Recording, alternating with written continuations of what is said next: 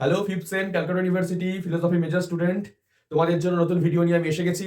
Last video আমি পড়িয়েছি লকের philosophy. আজকে নতুন ভিডিও শুরু করার আগে বলি যে তোমরা আশা করছি আগের ভিডিওটা দেখে বুঝতে পেরেছো লকের ফিলোসফি, এবং সেখানে যে সাজেশনসগুলো আমি দিয়েছি সেগুলো তোমাদের পরীক্ষাতে অবশ্যই তোমরা পাবে। এবং যে নোটসের কথা বলেছিলাম, যারা আমাকে মেসেজ করেছো তারা নোটস অলরেডি পেয়ে গেছো। আশা করছি তোমাদের নোটস পড়ে অনেক উপকৃত হবে তোমরা। আজকে আমি সমীরণ স্যার তোমাদের জন্য নতুন ভিডিও নিয়ে চলে এসেছি। এখানে আমরা আজকে পড়বো হচ্ছে কান্টের ফিলোসফি। ইমানুয়েল কান্ট তোমাদের পরীক্ষার জন্য একটা ভীষণ ইম্পর্টেন্ট টপিক। ওখান থেকে কোয়েশ্চেন আসবেই আসবেই আসবেই, এবং যে কোয়েশ্চেন এবং যে সাজেশনস গুলো দেবো সেগুলো অবশ্যই আসবে, এবং যেটি আজকে পড়াবো সেটি অবশ্যই আসবে। এতখানি জোর গলায় বলছি, আসবেই আসবে। চলো ভিডিও শুরু করে নিই। সবার প্রথমে আমরা জেনে নিই ক্যালকাটা ইউনিভার্সিটির সিলেবাস অনুযায়ী কান্ট থেকে আমাদের কি কি পড়তে হবে। আমাদের সিলেবাস অনুযায়ী কান্ট থেকে পড়তে হবে প্রথমত পূর্বতঃসিদ্ধ ও পরতঃসাধ্য অবধারণের মধ্যে পার্থক্য, এ প্রায়োরাই অ্যান্ড এ পস্টেরিওরাই। পূর্বতঃসিদ্ধ এবং পরতঃসাধ্য অবধারণের মধ্যে পার্থক্য। সেকেন্ড হচ্ছে বিশ্লেষক এবং সংশ্লেষক অবধারণের মধ্যে পার্থক্য, অ্যানালিটিক অ্যান্ড সিনথেটিক জাজমেন্ট এর মধ্যে পার্থক্য। এটা গেল second. Third, critic of pure reason. এটা হচ্ছে কান্টের লেখা বিখ্যাত একটি বই, যেটি থেকেই মেইনলি তোমাদের মানে ক্যালকাটা ইউনিভার্সিটি সিলেবাসে এটাই তোমাদের পাঠ্য, এবং এখান থেকেই যা যা বিষয়ে তোমাদের কোয়েশ্চেন আসবে পড়তে হবে। তো ক্রিটিক অফ পিওর রিজন এর মূল সমস্যা। Critique of pure reason Kant এই বইটি লিখেছিলেন, এবং এই বইটিতে তিনি মূলত যে বিষয়টা নিয়ে আলোচনা করেছেন, যে সমস্যা নিয়ে আলোচনা করেছেন সেটি কি এবং সেটির কি সমাধান দিয়েছেন, সেটি হচ্ছে আমাদের আলোচনার বিষয় এবং আমাদের পড়ার একটি বিষয়। আর ফোর্থ যে বিষয়টা হচ্ছে দেশকাল। দেশকাল, টাইম অ্যান্ড স্পেস। টাইম মানে কাল বা সময়, দেশ মানে হচ্ছে স্পেস। দেশকাল বলতে তার কি বক্তব্য, এবং এই বিষয়ে তিনি কি বলেছেন, এর জ্ঞান আমাদের কিভাবে হয় সে বিষয়ে তিনি কি বলেছেন, এই বিষয়টি আমাদের একটি আলোচনার বিষয়। তবে আমরা আগের ভিডিও যদি তোমরা দেখে থাকো তাহলে তোমরা জানোই আমাদের এতগুলো পড়তে হবে না। আমি তোমাদের পড়াবো সাজেস্টিভ কোয়েশ্চেন। সাজেস্টিভ কোয়েশ্চেন পড়াবো, এবং যেটা তোমার জন্য প্রয়োজন সেই জিনিসটাই আমি তোমাদের পড়াবো। সব পড়ে এই লাস্ট মিনিটে মাত্র 15 দিনের ক্লাসে সব পড়ানো সম্ভব তো নয় প্রথমত, এবং অত প্রয়োজনও নেই। তোমার যেটুকুনি প্রয়োজন 15 দিনের ক্লাসে সেইটুকুনি তোমাদের আমি করাবো, এবং এর মধ্যে থেকে তোমাদের যে যেগুলো দরকার, যে যেগুলো সাজেশন, সেটা আমি ক্রমশ ভিডিওতে বলেই দেবো। এবং আজকে যে বিষয়টি পড়াবো সেই বিষয়টি আমরা শুরু করে নিই। চলো, কান্ট শুরু করার আগে কান্ট সম্পর্কে এবং কান্টের বক্তব্য সম্পর্কে একটু বলে রাখা ভালো।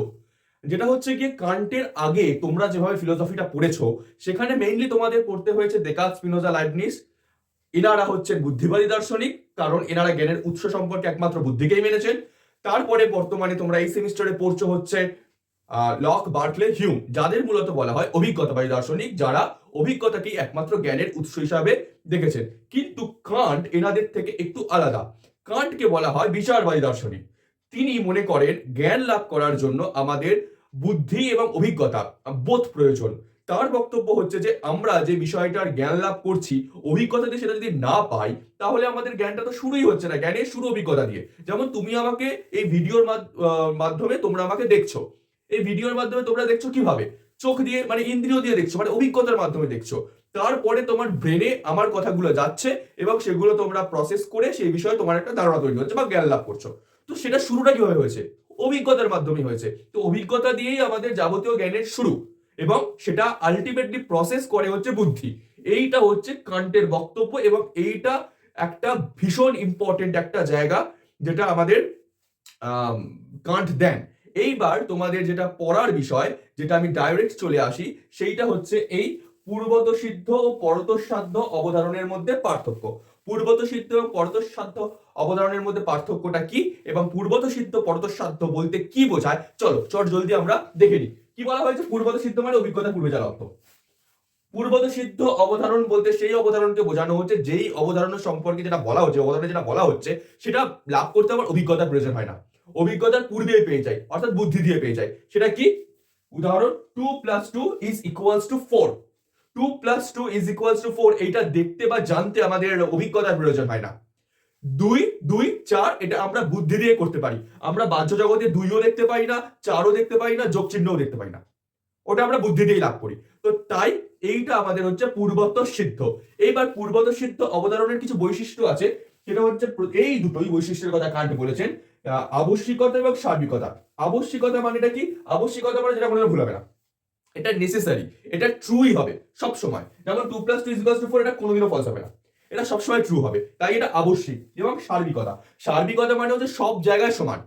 আমি আমার এখান থেকে বলছি 2 + 2 = 4, তোমার দিকেও 2 + 2 = 4ই হবে।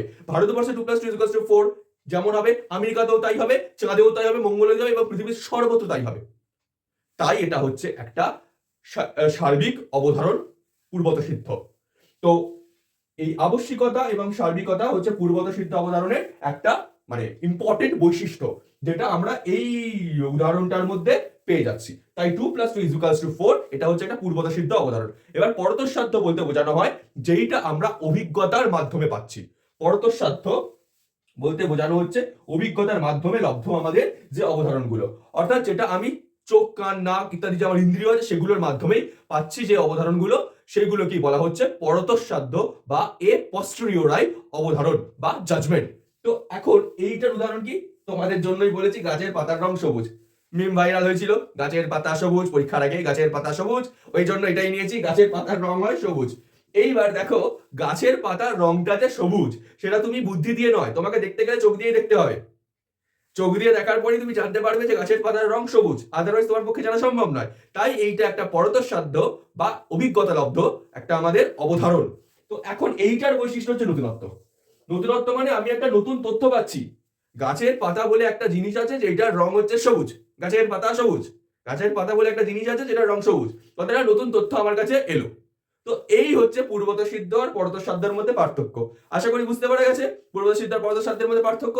এইবার চলে যাই আরেকটি বিষয়, সেটা হচ্ছে সংশ্লেষক এবং বিশ্লেষক অবধারণের মধ্যে পার্থক্য। তারপরে এই দুটোর মধ্যে একটা সমন্বয় আছে, সেটাতে আমরা যাচ্ছি। চলো শুরু করি। এবার বলিনি বিশ্লেষক এবং সংশ্লেষক অবধারণের মধ্যে পার্থক্যটা কি। বিশ্লেষক বলতে বোঝানো হয় অ্যানালিটিক, আর সংশ্লেষক বলতে বোঝানো হয় সিনথেটিক। অ্যানালিটিক আর সিনথেটিক জাজমেন্টের মধ্যে পার্থক্যটা দেখে নিই।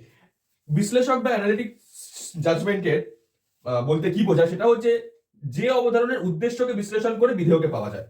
উদ্দেশ্যকে বিশ্লেষণ করে বিধেয়কে পাওয়া যায়, এই বিষয়টা একটু বোঝার আছে। এক্সাম্পল দিয়ে বোঝাচ্ছি।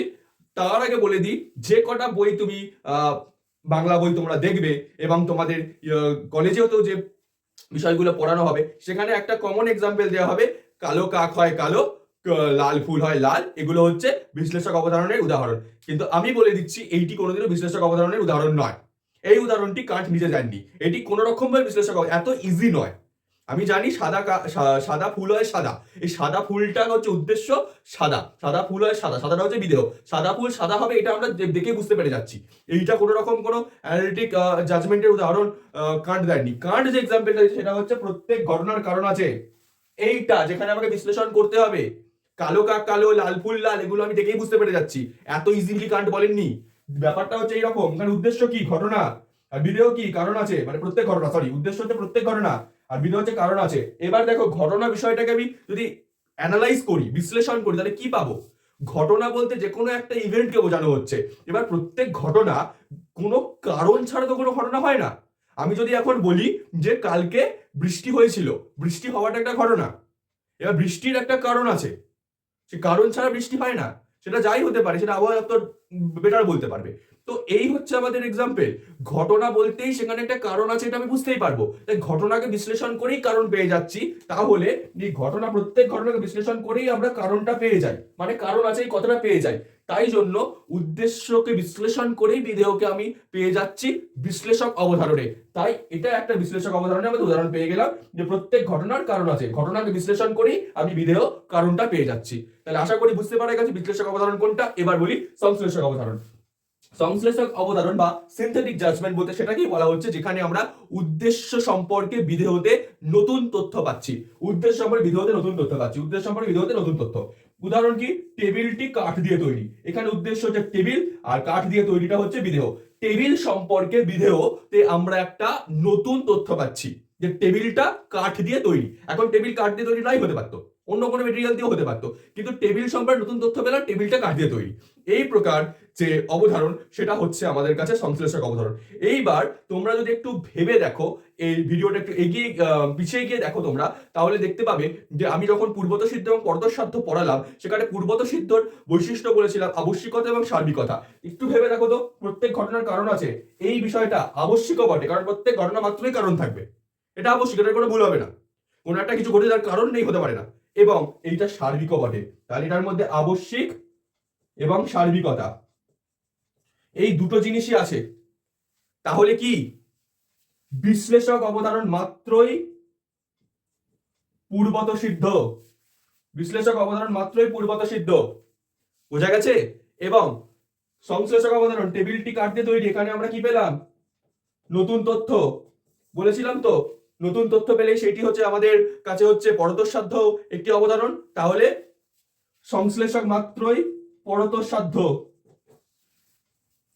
তাহলে আমাদের কাছে কান্ট দেখিয়ে দিলেন পূর্বত সিদ্ধ সংশ্লেষক, পূর্বত সিদ্ধ অবধারণ মানেই বিশ্লেষক, এবং পরতঃসাধ্য অবধারণ মানেই হচ্ছে সেটা সংশ্লেষক। কান্ট কেন? কান্টের পূর্ববর্তী সকল ফিলোসফারই এইটি মেনে এসছেন, কিন্তু কান্ট একটা নতুন প্রশ্ন তুললেন, সেটি কি এক্ষুনি জানাচ্ছি তোমাদের। কান্ট যে নতুন প্রশ্নটা আমাদের কাছে তুললেন সেটা হচ্ছে যে এই রকম, আগে বলে নিই, আমরা যেটা জানলাম পূর্বত সিদ্ধ মানে বিশ্লেষক, পরতঃসাধ্য মানে সংশ্লেষক। এইবার কান্টের বক্তব্য হচ্ছে যে জ্ঞান যেটা হবে, জ্ঞান যেটা হবে সেটা আমাদের কাছে আবশ্যিক ও সার্বিক তো হবেই, আবশ্যিক ও সার্বিক তো হবে, প্লাস তার মধ্যে কিছু নতুন জিনিস জানতে পারবো। এবার যদি তোমাদের জিজ্ঞেস করি আবশ্যিকতা এবং সার্বিকতার বক্তব্য কোথায় জানতে পেরেছিলাম? পূর্বত সিদ্ধতে। আবশ্যিকতা এবং সার্বিকতার বক্তব্য জানতে পেরেছিলাম পূর্বত সিদ্ধতে। আর নতুনত্বের কথা কোথায় জানতে পেরেছিলাম? সংশ্লেষকে। নতুনত্ব কথা জানতে পেরেছিলাম সংশ্লেষক অবধারণের ক্ষেত্রে। তাই কান্টের ক্রিটিক অফ পিওর রিজনের মূল প্রশ্নটা হচ্ছে পূর্বত সিদ্ধ সংশ্লেষক অবধারণ কি সম্ভব? পূর্বত সিদ্ধ সংশ্লেষক অবধারণ কি সম্ভব? আমরা তো জানি পূর্বত সিদ্ধ মানে বিশ্লেষক, পরতঃসাধ্য মানে সংশ্লেষক। এখন পূর্বত সিদ্ধ সংশ্লেষক কি সম্ভব? মানে যে জ্ঞান, যেটা এমন জ্ঞান যেটা আবশ্যিক, সার্বিক প্লাস নতুন তথ্য আমাদের জানাচ্ছে। এইটা ছিল কান্টের ক্রিটিক অফ পিওর রিজনের মূল সমস্যা। আশা করছি তোমরা এই মূল সমস্যাটা কি বুঝতে পেরেছো। এর সমাধানও কান্ট দিয়েছিলেন। ভিডিওটা অনেক বড় হয়ে যাবে বলে আমি সমাধানের কথা তোমাদের জানাতে পারলাম না। তোমরা যদি এই সংক্রান্ত নোট আমার কাছ থেকে চাও, তোমরা আমাদের গতদিন যে কোডটা আমি বলেছিলাম, সেই কোডটা কি ছিল? আমাদের নোট DSCC 10, এই কোডটা দিয়ে আমাকে হোয়াটসঅ্যাপ করো, তোমাদের নোটের ব্যবস্থা হয়ে যাবে। এবার চলে আসি সাজেশন কি হতে পারে এখান থেকে। চলো, এই কটা দিনের মধ্যে সাজেশন পাওয়াটা খুব দরকার। কারণ থেকে সাজেশন কোয়েশ্চেন আছে এই তিনটে, যেটা এই মাত্র তোমাদের পড়ালাম। পূর্বত সিদ্ধ, পরতঃসাধ্য এবং বিশ্লেষক সংশ্লেষক অবধারণের মধ্যে পার্থক্য, এইটা তোমাদের 5 নম্বর করে পূর্বত সিদ্ধ পরতঃসাধ্যের পার্থক্য আসতে পারে, 5 নম্বর করে বিশ্লেষক সংশ্লেষকের পার্থক্য আসতে পারে, কিংবা টোটালটাই 10 নম্বরে দিয়ে দিতে পারে, এরকম কোয়েশ্চেন আসতে পারে। সেকেন্ড, কোপার্নিকান বিপ্লব বলতে কি বোঝো? এইটা একটা কান্ট থেকে ভীষণ ইম্পর্টেন্ট কোয়েশ্চেন। লাস্ট, পূর্বত সিদ্ধ সংশ্লেষক অবধারণ কি সম্ভব? কান্ট কি যুক্তি দেন? এই কোয়েশ্চেন্স গুলো তোমাদের জন্য ভীষণ ইম্পর্টেন্ট কোয়েশ্চেন। তোমরা যদি এই বিষয়ের নোট আমার কাছ থেকে চাও, তাহলে তোমরা হোয়াটসঅ্যাপ নাম্বারে এই কোডটা লিখে আমাকে একটা হোয়াটসঅ্যাপ করবে, তোমাদের সাথে যোগাযোগ করে নেওয়া হবে। আশা করছি আজকের ভিডিওটি তোমরা বুঝতে পেরেছো, খুব ভালো লেগেছে। যদি ভালো লাগে তাহলে একটি কমেন্ট করো, শেয়ার করো, লাইক করো, আমাদের সন্নিধি কোচিং চ্যানেলটিকে সাবস্ক্রাইব করো, যাতে অপরের সুবিধা হয় তার জন্য শেয়ার করো। আশা করি আজকের ভিডিওটি ভালো লেগেছে। পরের দিন খুব চটজলদি আমি পরের পেপারের নতুন ভিডিও নিয়ে চলে আসছি। একসাথে থাকো, আমাদের চ্যানেলটিকে সাবস্ক্রাইব করো। আমি সমীরণ স্যার তোমাদের জন্য সবসময় রয়েছি। Thank you.